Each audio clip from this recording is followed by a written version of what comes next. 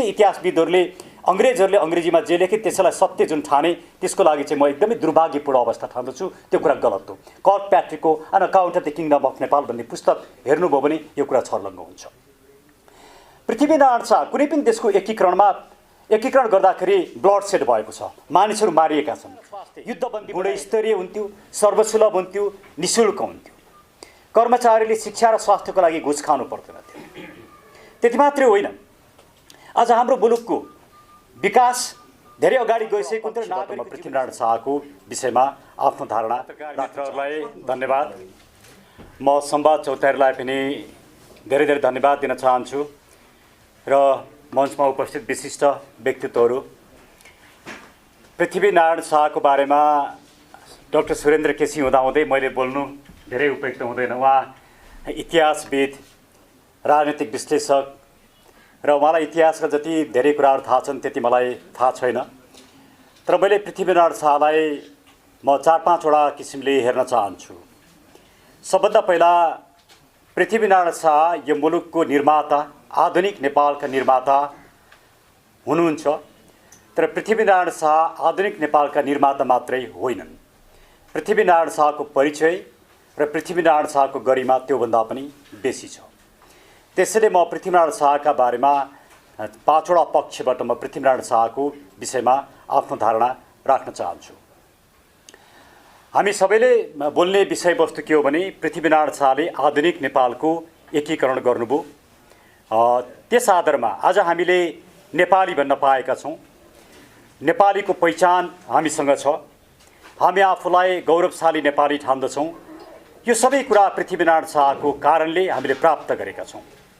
तसर्थ पृथ्वीनारायण शाहप्रति हाम्रो अगाध निष्ठा, आस्था र सम्मान हुनु ज्यादै स्वाभाविक मात्रै होइन कि प्रत्येक नेपाली नागरिकको कर्तव्य पनि भएको कारणले पुष 27 गते, आज हामी पुष 26 गते यो कार्यक्रम प्रेस मिट गरिराखेका छौँ। भोलि पुष 27 गते 11 बजे हामी रत्न पार्कमा भेला भएर कुनै समूह होइन, पृथ्वी 249औं पृथ्वी जयन्ती तथा राष्ट्रिय एकता दिवसको ब्यानरबाट हामी सबै नेपाली नागरिकहरूलाई, राजनीतिक व्यक्तित्वहरूलाई एवं राष्ट्रिय झण्डामा आउने राजनीतिक दललाई पनि त्यो कार्यक्रममा सहभागी भइदिनुहोस् र हामी ऐक्यबद्ध भएर पृथ्वी जयन्ती मनाऊँ भनेर अनुरोध पनि गरिरहेका छौँ र पुनः म यो अनुरोध पनि गर्न चाहन्छु। त्यसैले प्रत्येक नेपाली नागरिकले पृथ्वी जयन्ती मनाउनु, आफू नेपाली हुँ र नेपाली पहिचान मेरो छ भन्ने कुराको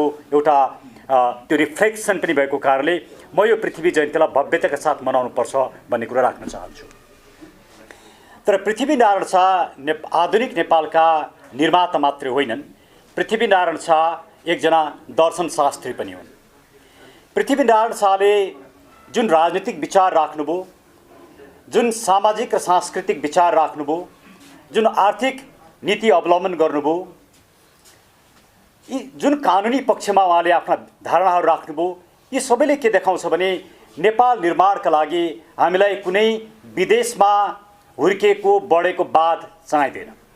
हामीलाई पृथ्वी पथ या पृथ्वीवाद या नेपालवाद भन्ने गर्छौँ हामी।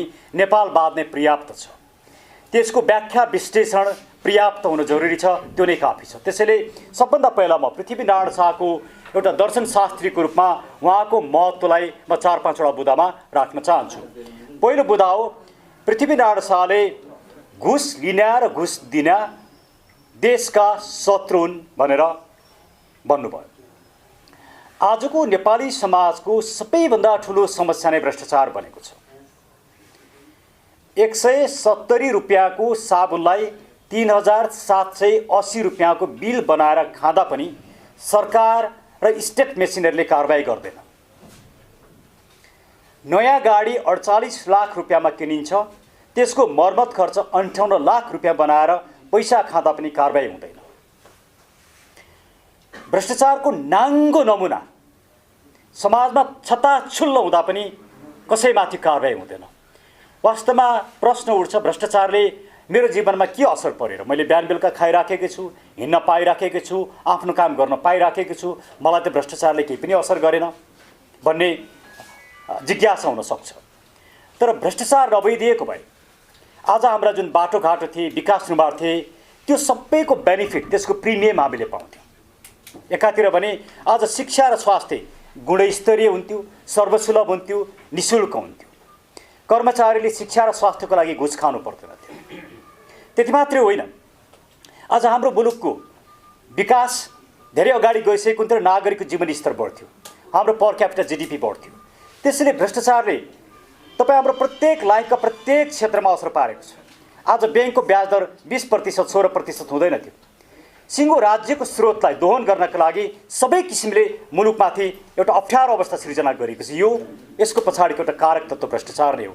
त्यसैले पृथ्वीनारायण शाह भ्रष्टाचार विरोधी अभियन्ता हुन् र भ्रष्टाचारले मुलुकलाई सिद्ध्याउँछ र भ्रष्टाचार गर्ने व्यक्ति देशका शत्रुन् भनेर जुन कुरा अगाडि राख्नुभयो, आज हामीले त्यो नेपालका लागि नेपालीले होस् या राष्ट्रिय नागरिक आन्दोलनले होस्, हामीले अगाडि सारेको एउटा प्रमुख एजेन्डा थियो। त्यसकारण पनि पृथ्वीनारायण शाहको महत्त्व आज यो मुलुकमा चुलिएको भ्रष्टाचारको सन्दर्भमा झनै बेसी भएको छ र प्रत्येक नेपाली नागरिकले पृथ्वीनारायण शाहलाई सम्झिनुपर्ने आवश्यकता बनेको छ। दोस्रो पक्ष, पृथ्वीनारायण शाहले नेपालको परराष्ट्र नीतिको बारेमा स्पष्ट मार्गनिर्देश गर्नुभयो। पृथ्वीनारायण शाहले 2-3 कुरा यसमा राख्नुभयो। एउटा, नेपाल दुईटा ढुङ्गा बीचको तरुल हो, ठुला ढुङ्गा बीचको तरुल हो भनेर भन्नुभयो। अर्को के भन्नुभयो भने फिरङ्गीहरूबाट सावधान हुनु र फिरङ्गीलाई देश निकाला गर्नुभयो। तेस्रो, हाम्रा छिमेकीहरू बहुत चतुर छन् र उनीहरूसँग सावधानीपूर्ण तरिकाले व्यवहार गर्नुपर्छ भनेर भन्नुभयो। यी 3टा कुरा आज पनि यथार्थ छन्। यो यथार्थतालाई हामीले बुझ्ने हो भने हामी किन दुईटा ठुला ढुङ्गाको बीचको तरुल छौँ भने हामी एकदमै डेलिकेट अवस्थामा छौँ। हाम्रा दुईटै छिमेकीहरू जनसङ्ख्याको दृष्टिकोणले पनि ठुलो छन्, आर्थिक दृष्टिकोणले पनि ठुलो छन्, सामरिक दृष्टिकोणले पनि ठुलो छन् र यस्तो अवस्थामा उनीहरूसँग हामीले शत्रुतापूर्ण तरिकाले कि मित्र ढङ्गले व्यवहार गर्न सकेको खण्डमा मात्रै यो तरुल चाहिँ सङ्लो हुन सक्छ भन्ने नेपालको डेलिकेसीलाई उहाँले जसरी प्रस्तुत गर्नुभयो त्यो आज पनि जीवन्त छ। फिरङ्गीहरूको बारेमा उहाँले जे भन्नुभयो, खास गरिकन कीर्तिपुरको लडाइँमा, कीर्तिपुर सामरिक दृष्टिकोणले महत्त्वपूर्ण थियो र साह्रै शक्तिशाली थियो र कीर्तिपुरलाई हराउनु साह्रै ठुलो कुरा थियो। र जब पृथ्वीनारायण शाहले कीर्तिपुरलाई हराउनुभयो, त्यहाँ भएका फिरङ्गीहरू, चर्चका पादरीहरूलाई पृथ्वीनारायण शाहले निकाल्नुभयो। कति पादरीलाई निकाल्नुभयो त्यसको इतिहास त इतिहासविद डाक्टर सुरेन्द्र केसीले राख्नु होला। यसले के देखाउँछ भने पृथ्वीनारायण शाह नेपालीपना, नेपाली सभ्यता, नेपाली संस्कृति, नेपाली धर्मप्रति सचेत हुनुहुन्थ्यो। त्यसैले यो बचाउनका लागि पनि विदेशीहरूको हस्तक्षेप उहाँलाई स्वीकार्य थिएन र दुईटा छिमेकीसँग समदृष्टिमा व्यवहार गर्नुपर्छ भन्ने कुरा आज राति 10 बजेदेखि 12 बजेसम्म प्रधानमन्त्रीसँग खुफिया एजेन्सीले भेट्ने कुरा होस् या पार्टीको विवाद मिलाउन राजदूत मात्रै नभएर चिनिया कम्युनिस्ट पार्टीका शीर्ष नेताहरू पनि आउने कुरा होस्, यसले हाम्रो राजनीतिक अस्थिरतामाथि भएको खुला हस्तक्षेपलाई प्रदर्शन गरेको छ र पृथ्वीनारायण शाहको महत्त्वलाई झनै बढाएको छ। तसर्थ पनि पृथ्वीनारायण शाहको यो दिव्य उपदेशका आधारमा वैदेशिक नीति आज नेपालको लागि झनै अपरिहार्य बनेको छ। अर्को पक्ष, आर्थिक पक्षमा पृथ्वीनारायण शाहले कृषियोग्य जमिनको कहाँनिर हुन्छ त्यसलाई कसरी प्रयोग गर्ने, कुन क्षेत्र वन हो, कुन क्षेत्र खानी हो लगायतका प्रजा मोटा भएमा मात्रै दरबार मोटो हुन्छ भन्ने जुन आदर्श अगाडि सार्नुभयो, त्यसको अर्थ के हो भने आज हामी जुन पिपल इम्पावरमेन्टको कुरा गरिरहेछौँ, नागरिकहरू चाहिँ सशक्त हुनुपर्छ, आर्थिक रूपमा, सामाजिक रूपमा, राजनीतिक रूपमा, अधिकारको रूपमा। जबसम्म नागरिकहरू सशक्त र सबल हुँदैनन् तबसम्म राज्य सबल हुँदैन भन्ने पृथ्वीनारायण शाहको यो भनाइ, यो सन्देश आज झनै महत्त्वपूर्ण बनेको छ। किनकि आज राज्य दोहनकारी अवस्थामा उभिएको छ।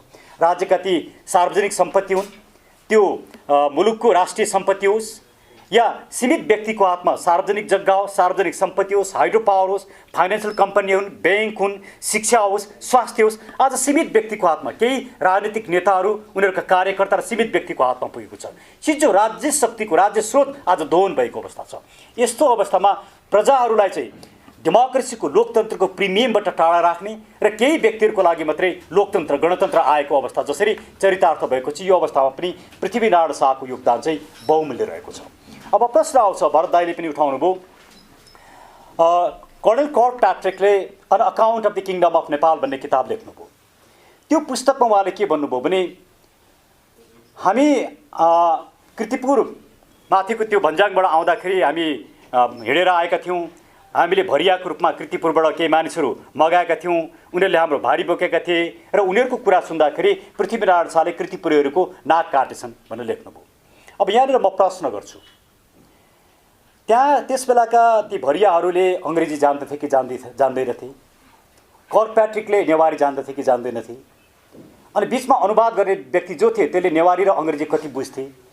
यहाँ भनिएको कुरा चाहिँ के हो भने विश्लेषकहरूले के भनेका छन् भने हामी कृतिपुरको युद्धमा हार्यौँ, हामी सशक्त थियौँ, त्यसले हाम्रो नाकै गयो अर्थात् इज्जत गयो भन्ने भाषामा बन्यो र त्यसले कर्कप्याट्रिकले बढाइ चढाइ गरेर लेखे।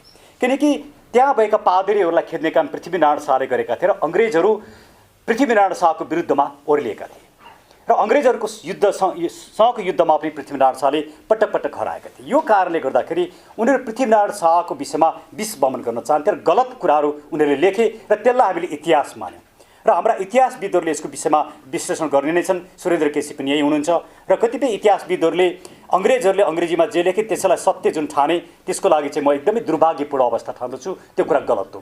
कर्कप्याट्रिकको an account of the kingdom of Nepal भन्ने पुस्तक हेर्नुभयो भने यो कुरा छर्लङ्ग हुन्छ। पृथ्वीनारायण शाह कुनै पनि देशको एकीकरण गर्दाखेरि ब्लड सेड भएको छ, मानिसहरू मारिएका छन्, युद्धबन्दी बनाएका छन्, युद्धबन्दीहरूलाई पीडा दिएको छ, दण्डित गरिएको छ। तर पृथ्वीनारायण शाहले युद्धबन्दी बनाएनन्, पृथ्वीनारायण शाहले युद्धबन्दीलाई दण्डित गरेनन्, पृथ्वीनारायण शाहले आवश्यकताभन्दा बेसी हतियार प्रयोग गरेनन्। त्यसैले दुनियाँको एकीकरणको इतिहासलाई हेर्नुहुन्छ भने सबैभन्दा सफ्ट एकीकरण नेपालमा भयो, सबैभन्दा थोरै शक्ति नेपालमा प्रयोग भयो। यस्तो अवस्थामा पृथ्वीनारायण शाहले जहाँ गए आफूले युद्ध जितिसकेपछि त्यो समुदायको खुट्टा ढोगेका छन्, कुमारीको खुट्टा ढोगेका छन्, त्यही समुदायसँग मिलेका छन्, त्यही समुदायको भाषा सिकेका छन्, त्यही समुदायको पहिचान कायम गरेका छन्, त्यही समुदायको लुगा लगाएका छन्।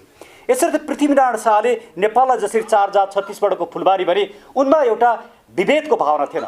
यो सबैलाई एकमुष्ट पारेर लिएर जानुपर्छ, विभेदले मुलुक बन्दैन भन्ने जुन भावना थियो आज यो झनै छर्लङ्ग भएको छ।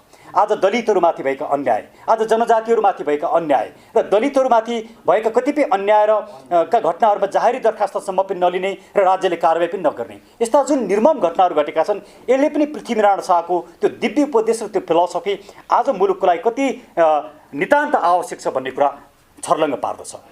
यी विभिन्न पक्षलाई हेर्दाखेरि आर्थिक पक्ष, राजनीतिक पक्ष, सामाजिक पक्ष, सांस्कृतिक पक्ष, धार्मिक पक्ष र एउटा युद्ध कला र सुरक्षाको दृष्टिकोण, यी सबै कुराले पृथ्वीनारायण शाह नेपालको सबैभन्दा ठुलो विभूति हुन्।